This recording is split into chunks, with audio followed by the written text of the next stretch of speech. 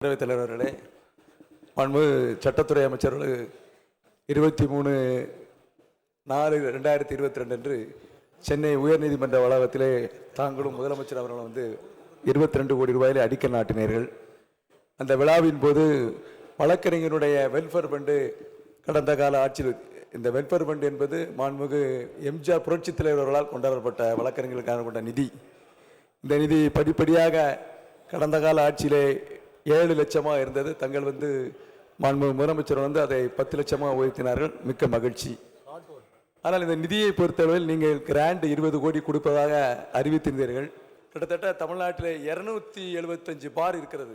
ஒட்டுமொத்தமான பாரிலே இருக்கக்கூடிய வழக்கறிஞர்களுக்கு புஸ்தகம், சேர் இது போன்ற வாங்குவதற்கு 1 கோடி ரூபாய் நிதி கொடுக்கப்பட்டது.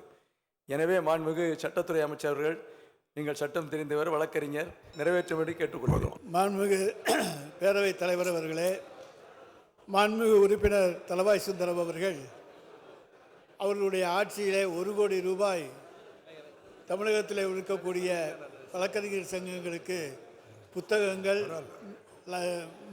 அலமாரிகள் போன்றவையெல்லாம் வாங்குவதற்காக நாங்கள் அறிவித்தோம் என்று சொன்னார்கள். அறிவித்ததோடு சரி, நீங்கள் விட்டுட்டீங்க.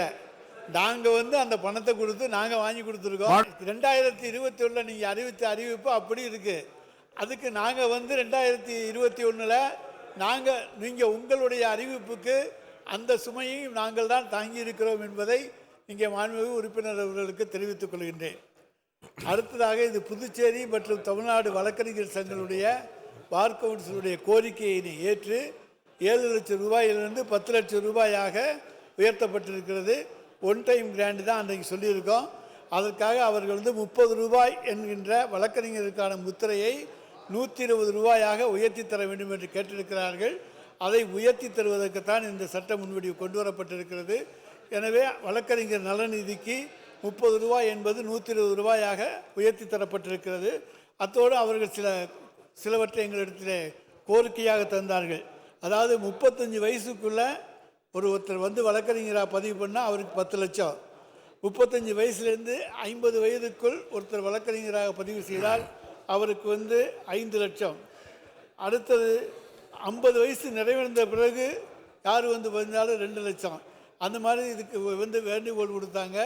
அதையும் ஏற்றுத்தான் இந்த சட்ட திருத்தம் கொண்டு வந்திருக்கிறோமே தவிர வேறெல்லாம் ஒன் டைம் கிராண்ட் தான். மேற்படி சட்ட முன்வடிவு நிறைவேற்றி பெற வேண்டும் என்று கோருகிறேன்.